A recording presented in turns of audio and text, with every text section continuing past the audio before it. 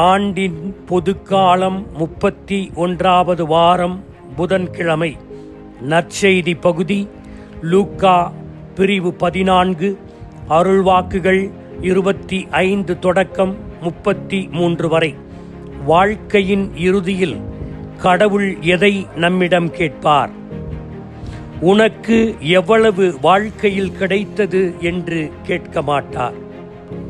நீ எவ்வளவு கொடுத்தாய் என்பதே கேள்வியாக இருக்கும். நீ எவ்வளவு சாதித்தாய் என்று கேட்க மாட்டார்.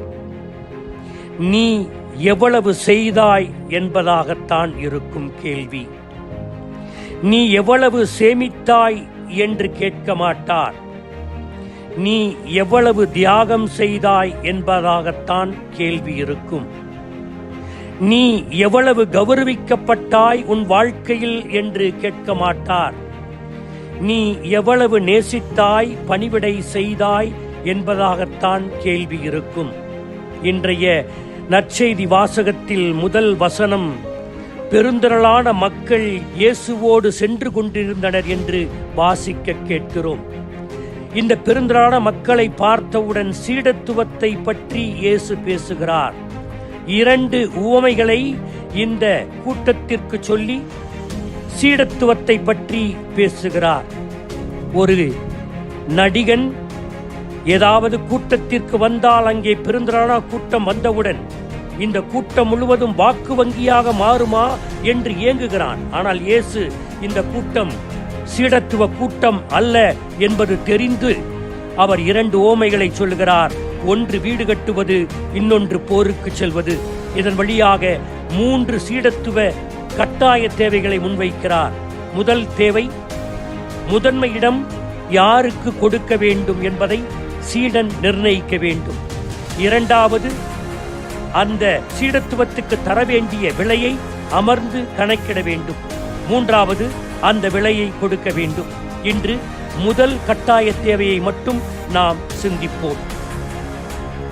ஒரு பெரிய கூட்டம் இயேசுவோடு பயணித்தது என்று இன்றைய நற்செய்தியில் வாசிக்க கேட்கிறோம். அந்த பெரிய கூட்டத்தில் இருந்த அனைவரும் இயேசுவை பின்தொடர்ந்த நோக்கமும் வேறு, அவர்கள் கொடுத்த முக்கியத்துவமும் வேறு.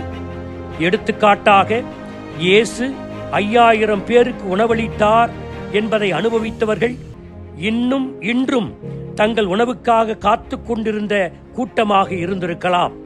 இயேசு பலரை குணப்படுத்தினார் என்று கேள்விப்பட்டு அவரை நெருங்கி அவர் எப்போது தன்னை தொட அனுமதிக்கிறாரோ அதுவரை காத்திருந்து குணம் பெற்று செல்லக்கூடிய கூட்டமாகவும் இருந்திருக்கலாம். வேடிக்கை பார்க்க வந்த கூட்டமாகவும் இருந்திருக்கலாம். சொல்லவே வருத்தமாக இருக்கிறது, ஒரு சிலர் மட்டுமே அவர் சொல்வதை கேட்கவும் தொடர்ந்து சீடத்துவத்தில் நடைபயிலவும் வந்திருந்தனர். எனவே சீடன் முதலாக தன் முதன்மை இடத்தை நிர்ணயிக்க வேண்டும். இயேசுவுக்கு என்னுடைய முதன்மை இடமா, அல்லது இந்த உலகத்தை சார்ந்த மற்றவைகளுக்கு என்னுடைய முதன்மை இடமா என்பதனை அவன் தீர்மானிக்க வேண்டும். பிறகு அந்த முதன்மை இடத்தை தீர்மானித்தவுடன் அதற்கு தடையாக இருக்கின்ற அனைத்தையும் அப்புறப்படுத்த வேண்டும்.